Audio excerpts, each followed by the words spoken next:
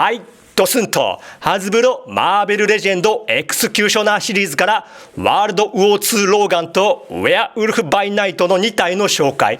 パケ裏を見るとラインナップこんな感じになっておりまして、いつもに増してニッチなセレクトですね。よし、ではローガンの方から開けていこうか。よいしょ、どんな感じでしょうかね。出てこいジェームズ・ハウレット。こいつは新鮮ですね。っていうか何？俺 G.I. ジョー買った？よし、では次にこちらウェアウルフバイナイト行こう。こんなキャラも出してくれるんですね。さすが隙間産業殺しのハズブロ。出てこいウォーでガンスの狼男と。これ新素体であろうなのに関節がピンありなんですね。よし、ではね、中身の方をすべて取り出していく。はい、では取り出しまして、まず注意点として冒頭言い忘れていたんですけど、こちらのウェアウルフバイナイトに付属するエクスキューショナーのビルドパーツなんですけど、ウルヴァリンには付属しません。エクスキューショナーだけを目当てという方はね、ウルヴァリンはスルーしてもいいかもしんまい。では改めて、まずジャック・ラッセルウェアウルフバイナイトから見ていこう。でね、開封時俺これ新素体と言ったんですが違いますね。何かの流用ですよ。これね、なんだっけな、なんかね見たことあるんですよね、この素体。何やったっけな。とにかく上半身は何かしらの流用と思う。新素体ではないですね。ここちょっと残念ですね。でもまあね、違和感はないので悪くはないですけどもね。頭部を見てみましょう。これはさすがに心臓系ですね。デジタルプリントの精度が今回も高くめっちゃよくできている。口を大きく開いた造形がかっこいい。その口内、歯などしっかりと塗装されていますね。交換用頭部はなく、この表情のみなんですよね。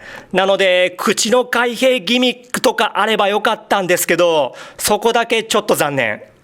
上半身、さっきも言ったんですけど、素体流用だと思うのですが、何の違和感もありませんね。まあ、何の素体か分かっていないので、さもあろう。全身、ケマルケの造形がよくできている。下半身のズボン、これは心臓系かな。関節がピンレスであったり、この右膝の破れたパーツを見るにつけ、これはおそらく心臓系だと思いますね。足の爪や手の爪しっかりと塗装されている。この足、これは流用かな。ちょっと憶測で話してばかりで申し訳ないですけども、可動範囲なんですが、細身の素体ということもあっていつもの広い可動域。お腹はクリックが入った縦可動のみ、腰はロール。遊ぶのには何のストレスもありませんね。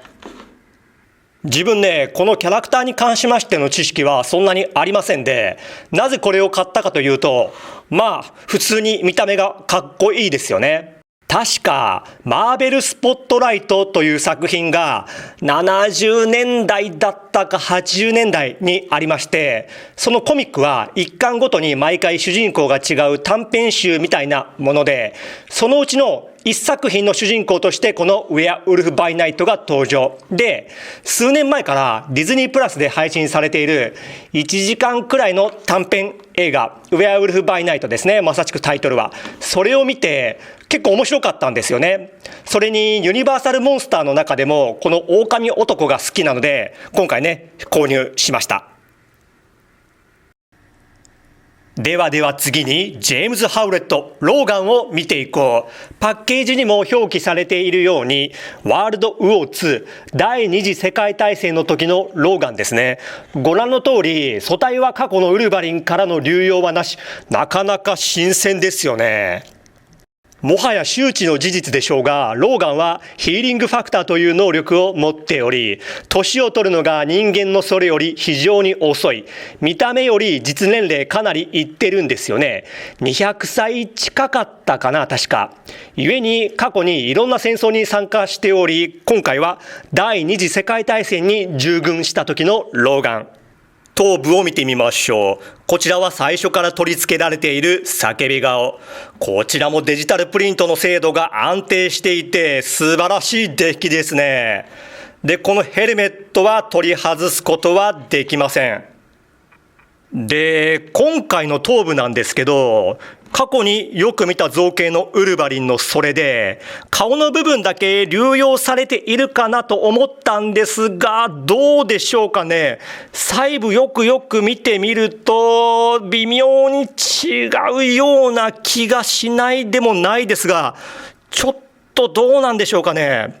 当然ね、髪の毛はこれ別パーツで取り外すことができると思うんで、ヘルメットかぶっているんでね、これは新規だと思うんですけど、髪の毛はね、顔のパーツはどうでしょうかね。ちょっと判断つきかねますね。こちらは交換用頭部の通常顔。これは完全に新規パーツと思いますね。幾分いつものローガンよりも若く見えますね。毛流れもいつものそれとは違う。武将髭もそんなに濃くプリントされていませんですしね。これまた新鮮ですね。ただ個人的には若いとはいえもうちょっと渋みが欲しかったかな。上半身、カナダ軍ではなくアメリカ陸軍のものかな。ちょっと軍服詳しくないので下手なこと言えませんが、各部かなりよく造形されていますね。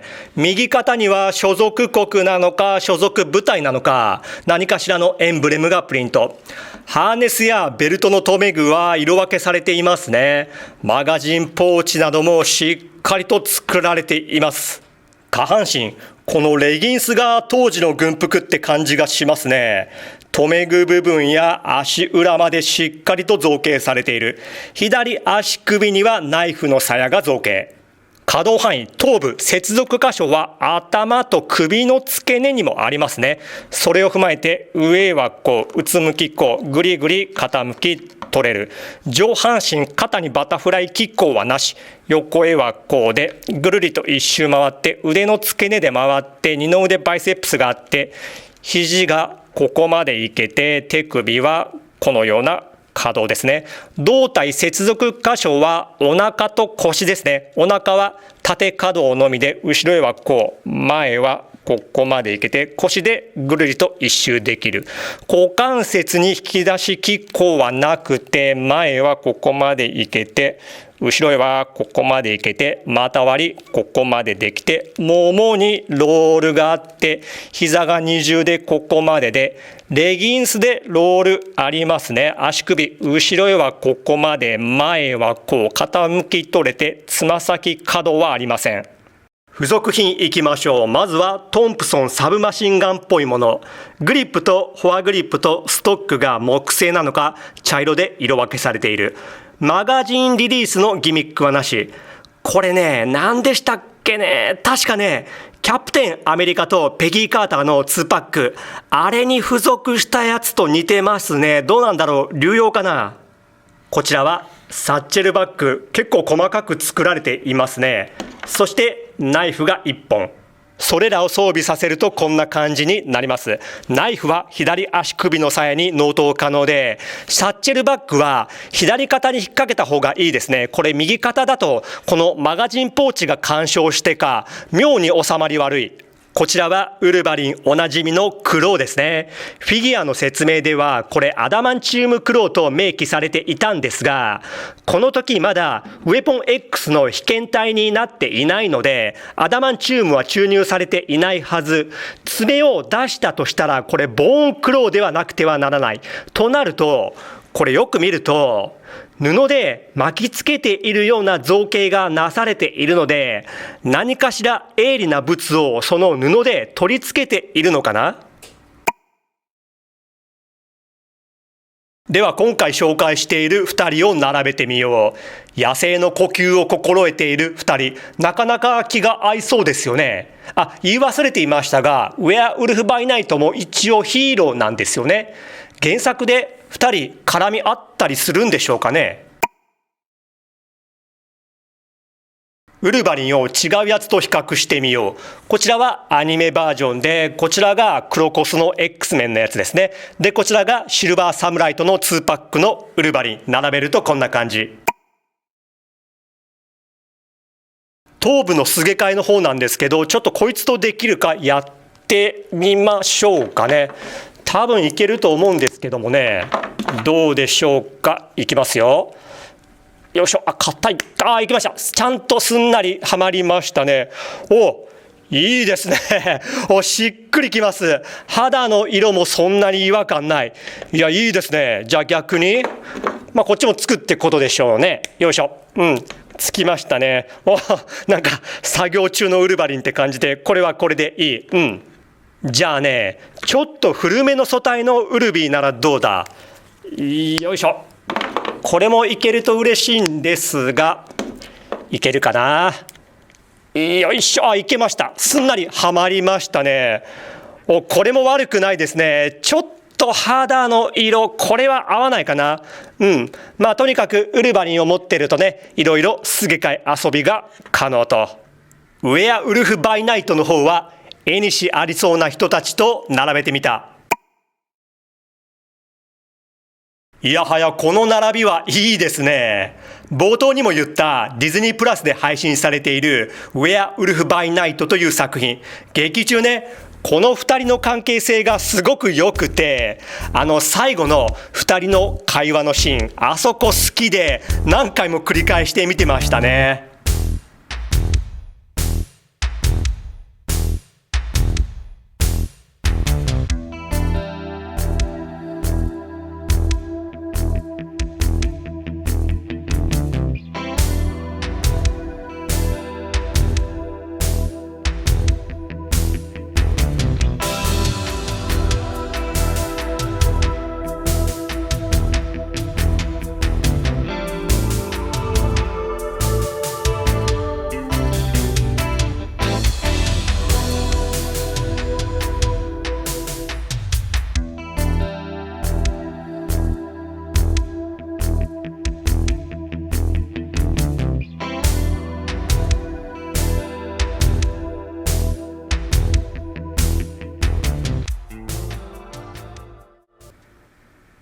はい、では終わります。今回も本当にありがとう。バイビー。